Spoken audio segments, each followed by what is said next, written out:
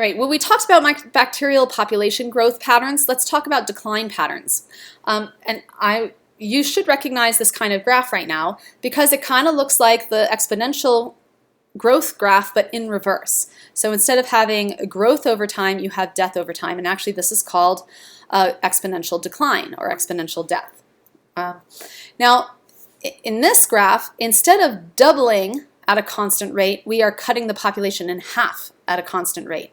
So each data point is 50% of the previous data point. So if you have 4,000 here, cut that in half, it's 2,000. Cut that in half, it's 1,000. Cut that in half, it's 500. Cut that in half, it's 250, right? And so on and so forth.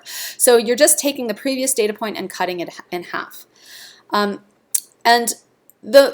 the reason we look at graphs like this is because this tends to be how bacteria die, actually. So when you're using an antibiotic or an antiseptic or a disinfectant, with each application, you tend to cut the population in half. So there's this idea, this pattern of diminishing returns. So you can see how it gets really difficult to kill every last microbe because you kill most of them with the first couple applications of the antibiotic or whatever it is, and then towards the end, but you're killing fewer and fewer with each application.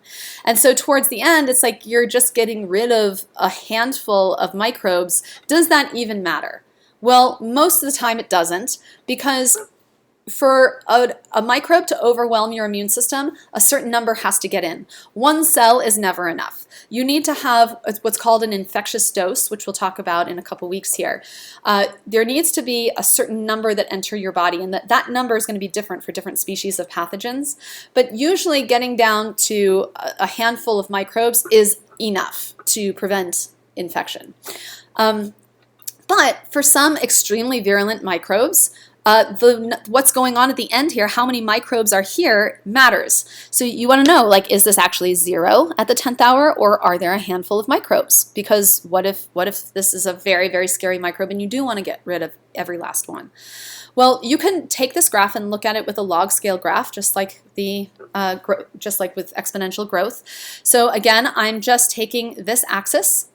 And the way I had this graph before was each interval is 500 cells. So this is 500 bacteria, plus 500 is 1,000, plus 500 is 1,500, plus 500 is 2,000, plus 500 is 2,500, plus 500 is 3,000, and so on and so forth. So each interval represents an addition of 500 cells.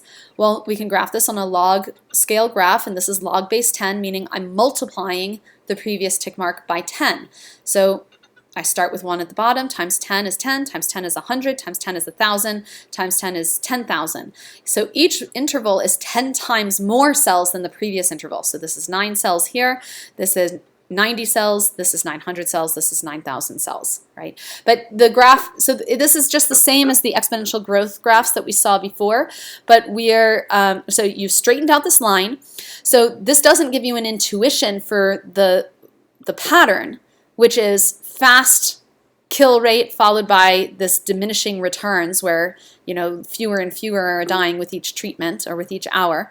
So you can't see that pattern, but what we can see is actually how many cells are there at each hour. So back here again, it looks like there's 0 cells at the 8th and 9th hour. Here you can see that's really not true. There's something like, 15 cells here maybe at the 8th hour. At the 9th hour, there's something like 9 cells, right? So there are bacteria here. You just couldn't see them with the normally scaled graph. Okay. So under any microbial killing treatment, you will see a logarithmic death rate, which means a lot of microbes are killed at first, and though the same percentage is killed every hour, the actual number of microbes that dies each hour is less and less. So you've got this diminishing return of treatment with a biocide. Eventually, a lot more biocide only kills a few more bacteria. Now, this can be number of applications or number of hours or minutes or whatever amount of time sitting in the biocide. So if you put like some medical equipment in some kind of a germicidal agent and you let it soak overnight, you're killing a lot of these microbes up front and then less and less as the thing sits. So So you get that diminishing returns. So eventually, a lot more biocide is only killing a few more bacteria.